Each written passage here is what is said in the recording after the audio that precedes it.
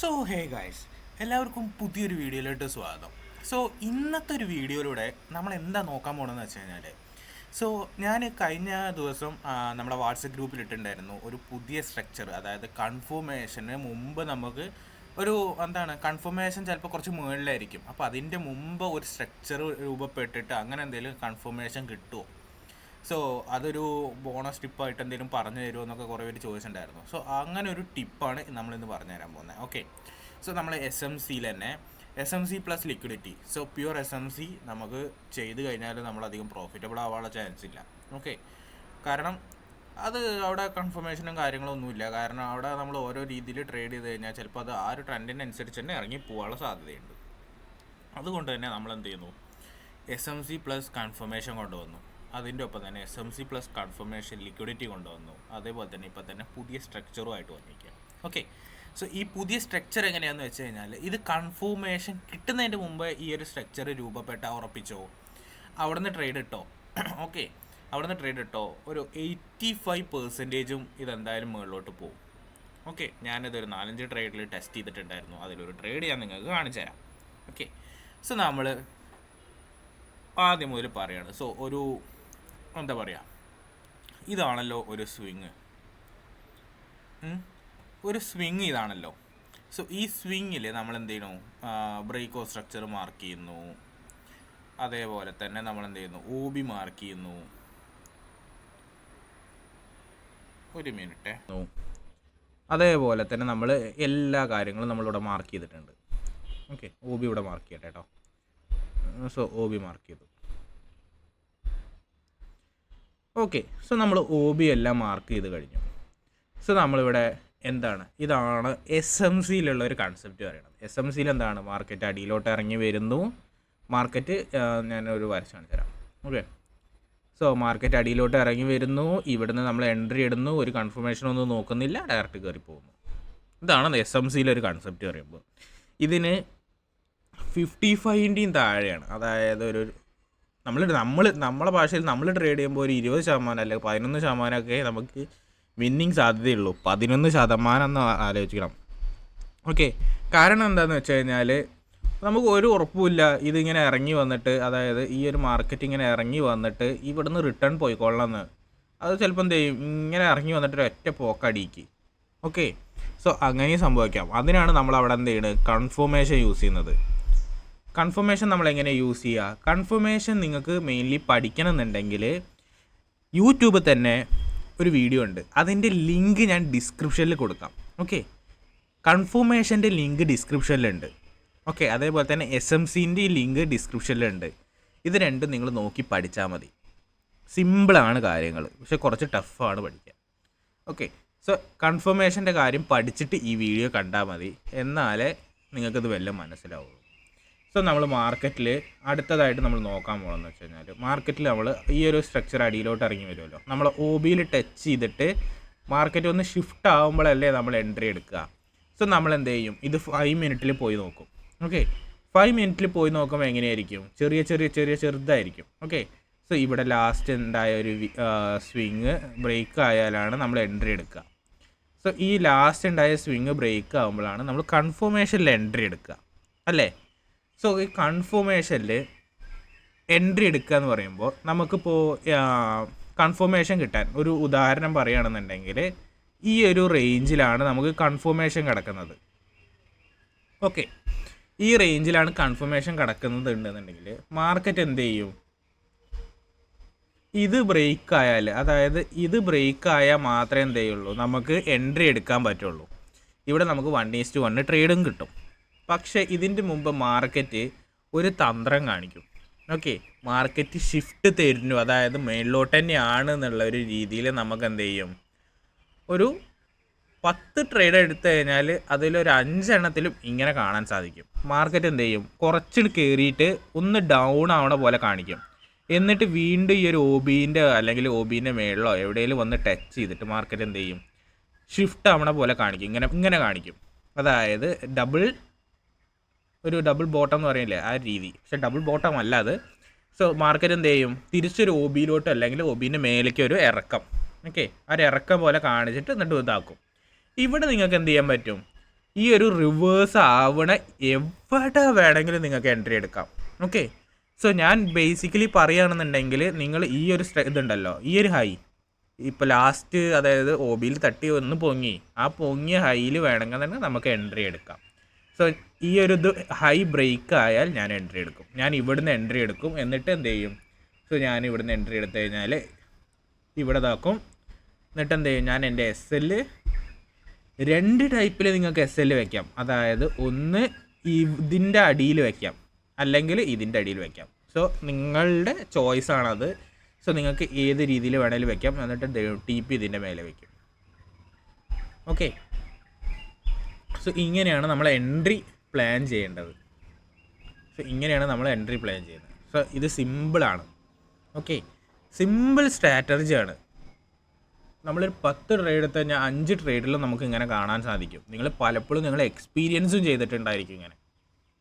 കാരണം കൺഫർമേഷൻ ആവണതിന് മുന്നേ അടിയിലോട്ട് ഇറങ്ങിയിട്ടുള്ളൊരു experience നിങ്ങളുണ്ടായിരിക്കും. Okay, so ഇനി നമുക്കത് ചാർട്ടിൽ നോക്കാം. ഈ ഒരു സംഭവം എനിക്ക് ഇന്നലെ EURUSDയിൽ കിട്ടി. ഓക്കെ, സോ EURUSDയിൽ കാണിച്ചു തരാം. സോ EURUSDയിൽ എനിക്കൊരു ഡിസിഷൻ ഓർഡർ ബ്ലോക്ക് കിട്ടി. ഓക്കെ, ഡിസിഷൻ ഓർഡർ ബ്ലോക്കാണ്. ഡിസിഷൻ ഓർഡർ ബ്ലോക്കിൻ്റെ വീഡിയോയും ഉണ്ട് അതിൻ്റെ അകത്ത് കേട്ടോ. സോ ഡിസിഷൻ ഓർഡർ ബ്ലോക്ക് കിട്ടി. ഈ ഡിസിഷൻ ഓർഡർ ബ്ലോക്ക് കിട്ടിയപ്പോൾ ഞാൻ എന്ത് ചെയ്തു? നേരെ 5 മിനിറ്റിലേക്ക് പോയി. കാരണം ഇത് 1 അവറിലല്ലേ. 1 അവറിൽ നോക്കുമ്പോൾ സ്റ്റാൻഡേർഡ് ടൈം ഫ്രെയിംസ് 1 മിനിറ്റാണ്. 5 മിനിറ്റാണ്. 1 അവറിൽ 5 മിനിറ്റാണ്. സോ ഞാൻ എന്ത് ചെയ്തു? മാർക്കറ്റിൻ്റെ ഇവിടുന്ന് വന്നു. ഓക്കെ, സോ ഇവിടെ നിങ്ങൾക്ക് നോക്കിക്കഴിഞ്ഞാൽ കാണാൻ പറ്റും മാർക്കറ്റ് ഒന്ന് OBയിൽ ടച്ച് ചെയ്തിട്ട് മാർക്കറ്റ് പൊങ്ങി. ഓക്കെ, മാർക്കറ്റ് OBയിൽ ടച്ച് ചെയ്തിട്ട് പൊങ്ങി. മാർക്കറ്റ് എന്ത് ചെയ്യുന്നു? റിവേഴ്സ് വന്നു. റിവേഴ്സ് വന്നിട്ട് മാർക്കറ്റ് ഇതാ ഞാൻ മാർക്ക് ചെയ്ത് കാണിച്ചാൽ അല്ലെങ്കിൽ നിങ്ങൾക്ക് മനസ്സിലാവില്ല. സോ ഇതാണ്ടോ മാർക്കറ്റ് ഒന്ന് പൊങ്ങി. ഓക്കെ, സോ പൊങ്ങിയിട്ട് മാർക്കറ്റ് എന്ത് ചെയ്തു? റിവേഴ്സ് വന്നു. ഇതാ റിവേഴ്സ് വന്നു. മാർക്കറ്റ് റിവേഴ്സ് വന്നു. ഈ റിവേഴ്സ് വന്നപ്പോൾ OBയിൽ തന്നെ ടച്ച് ചെയ്തു. ഇനി ഇവിടെ നമ്മൾ ഐഡൻറ്റിഫൈ ചെയ്യേണ്ടത് ലാസ്റ്റ് ഉണ്ടായ സ്വിങ് ആണ് അല്ലേ? ലാസ്റ്റ് ഉണ്ടായ സ്വിങ് ഏതാ? ഇതല്ലേ ലാസ്റ്റ് ഉണ്ടായ സ്വിങ്? ഇതല്ലേ ലാസ്റ്റ് ഉണ്ടായ സ്വിങ് അല്ലേ? സോ ഇതിൻ്റെ ഹൈ അല്ലേ ബ്രേക്ക് ആവേണ്ടത്? സോ ഇതിൻ്റെ ഹൈ ആണ് ബ്രേക്ക് ആവേണ്ടത്. സോ മാർക്കറ്റ് എന്ത് ചെയ്തു? ഇവിടെ നിന്നാണ് ബ്രേക്ക് ആവുന്നത്. ഓക്കെ, സോ ഇതിൻ്റെ ഹൈ ബ്രേക്ക് ആവുന്നത് നമ്മൾ എന്ത് ചെയ്തു? അതിന് മുമ്പ് തന്നെ നമ്മൾ എൻട്രി ഇട്ടു. കാണാൻ പറ്റും ഇവിടെ നിന്നാണ് നമ്മൾ എൻട്രി ഇട്ടതെന്ന് കാണാൻ പറ്റും. കാരണം എന്താണെന്നറിയോ? കാരണം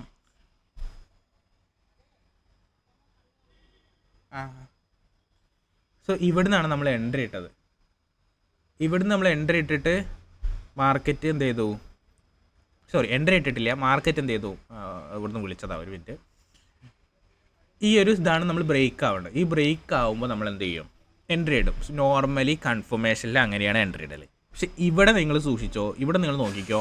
മാർക്കറ്റ് എന്ത് ചെയ്തു? നമുക്ക് ഇവിടെ OBയിൽ തട്ടിയിട്ട് ഒരു ഹൈ തന്നു, പിന്നെ ഒരു ലോ തന്നു, വീണ്ടും OBയിലോട്ട് ഇല്ലേ? വീണ്ടും OBയിലോട്ട് ഒരു ലോ തന്നില്ലേ?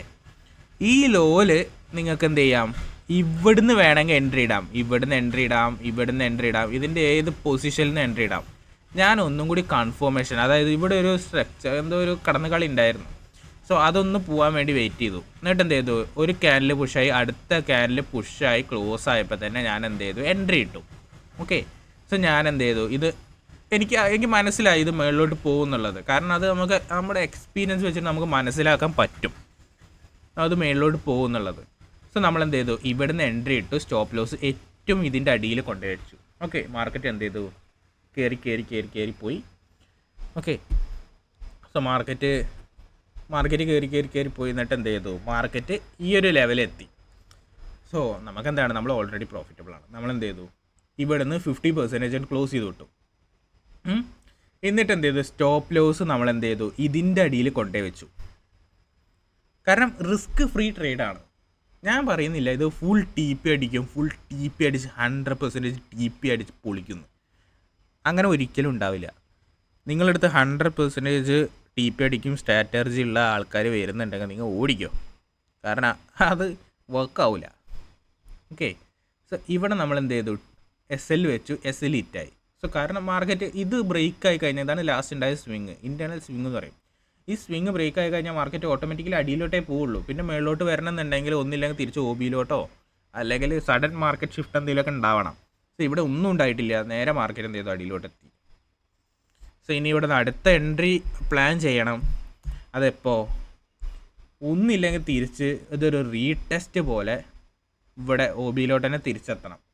ഇല്ല എന്നുണ്ടെങ്കിൽ അത് ഡിസിഷൻ OB ആണ് കേട്ടോ, ഡിസിഷൻ ഓർഡർ ബ്ലോക്കാണ്. ഇല്ല എന്നുണ്ടെങ്കിൽ നമ്മളെ മെയിൻ OB അടിയിലുള്ള മെയിൻ ഓർഡർ ബ്ലോക്കിൽ വന്ന് ടച്ച് ചെയ്യണം. ഇതാണ് നമ്മുടെ മെയിൻ ഓർഡർ ബ്ലോക്ക്, ഇതാണ് ഡിസിഷൻ ഓർഡർ ബ്ലോക്ക്. ഓക്കെ, രണ്ടാണ്. ഈ ഡിസിഷൻ ഓർഡർ ബ്ലോക്ക് നമുക്ക് എപ്പോഴും കിട്ടിക്കൊള്ളണമെന്നൊന്നുമില്ല. സോ ഇത് നമുക്ക് രണ്ടായിട്ട് കിട്ടും. സോ ഇപ്പോൾ നിങ്ങൾ പഠിച്ചു എങ്ങനെയാണ് നമുക്ക് കൺഫർമേഷൻ്റെ മുമ്പ് ട്രേഡ് എടുക്കുക എന്നുള്ളത്. ഓക്കെ, സോ ഈ ഒരു സ്ട്രാറ്റജി നിങ്ങൾ കറക്റ്റായിട്ട് ഇംപ്ലിമെൻറ്റ് ചെയ്യുകയാണെന്നുണ്ടെങ്കിൽ നിങ്ങൾക്ക് നല്ല രീതിയിൽ പ്രോഫിറ്റ് ഉണ്ടാക്കാൻ പറ്റും. അതേപോലെ തന്നെ ഓവർ ട്രേഡ് ചെയ്യാതിരിക്കുക. ഓവർ ട്രേഡിങ് ഒഴിവാക്കിയിട്ട് നിങ്ങൾ എന്ത് ചെയ്യുക, ട്രേഡ് ചെയ്യുക. ഓക്കെ, സോ ദിവസം 1-2 എൻട്രീസ് എടുത്താൽ മതി. ഞാൻ ഒരെണ്ണം എടുക്കലുള്ളൂ. ഒരെണ്ണം തന്നെ TP അടിക്കാനോ SL അടിക്കാനോ ഒരുപാട് നേരം പിടിക്കുന്നുണ്ട്, ഒരു ദിവസം തന്നെ പിടിക്കുന്നുണ്ട്. കാരണം ഇത് ഞാൻ ഇന്നലെ എപ്പോൾ ഇട്ടതാ അറിയോ, ഏകദേശം 12:30 ആ ഒരു ടൈം ആകുമ്പോൾ ഇട്ട ട്രേഡാണ്. 12:30 അല്ല, 12:30, 1:30 ആ ഒരു ടൈം ആകുമ്പോൾ ഇട്ട ട്രേഡാണ് കേട്ടോ. സോ ആ ട്രേഡ് ഇട്ട് മാർക്കറ്റ് ഇവിടെ വരെ എത്താൻ എത്ര നേരം പിടിച്ചു അറിയോ? 7:30ക്കാണ് ഞാൻ ആ ട്രേഡ് ക്ലോസ് ചെയ്യുന്നത്. സോ ആ ഒരു ദിവസം അവിടെ തന്നെ പോയി, അത്രയും മണിക്കൂറുകൾ പിടിച്ചു. സോ അതുകൊണ്ടാണ് പറയുന്നത്, നിങ്ങൾ ഓവർ ട്രേഡ് ചെയ്യാതിരിക്കുക. ഓവർ ട്രേഡ് ചെയ്ത് കഴിഞ്ഞാൽ നിങ്ങൾ ഡെപ്റ്റിലേക്ക് പോയിക്കൊണ്ടിരിക്കും. അതായത് നിങ്ങൾ ലോസ് എന്ന് പറഞ്ഞ് നിങ്ങളെ ലോസ് കൂടി വന്നുകൊണ്ടേയിരിക്കും. ദിവസം 1-2 ട്രേഡ് ചെയ്യുക, കൺസിസ്റ്റൻ്റ് ആയിട്ട് ട്രേഡ് ചെയ്യുക. ഈ കാര്യങ്ങളൊക്കെ ചെയ്ത് കഴിഞ്ഞാൽ നിങ്ങൾക്കും പ്രോഫിറ്റ് ഉണ്ടാക്കാൻ പറ്റും. നിങ്ങളിനി എന്തൊക്കെ സ്ട്രാറ്റജി പഠിച്ചിട്ടായാലും നിങ്ങൾ ഓവർ ട്രേഡ് ചെയ്ത് കഴിഞ്ഞാൽ നിങ്ങൾക്ക് ഒരു കാര്യമില്ല. ഓക്കെ, സോ ഗൈസ്, ഇന്നത്തെ വീഡിയോ ഇത്രയേ ഉള്ളൂ. ഈ വീഡിയോ എല്ലാവർക്കും ഉപകാരപ്പെട്ടു എന്ന് വിചാരിക്കുന്നു. ഓക്കെ, സോ ഇന്നത്തെ വീഡിയോ ഇത്രയേ ഉള്ളൂ. നമ്മൾ നാളെ പുതിയൊരു കണ്ടൻ്റ് ആയിട്ട് വരും. അതുവരേക്കും ബൈ.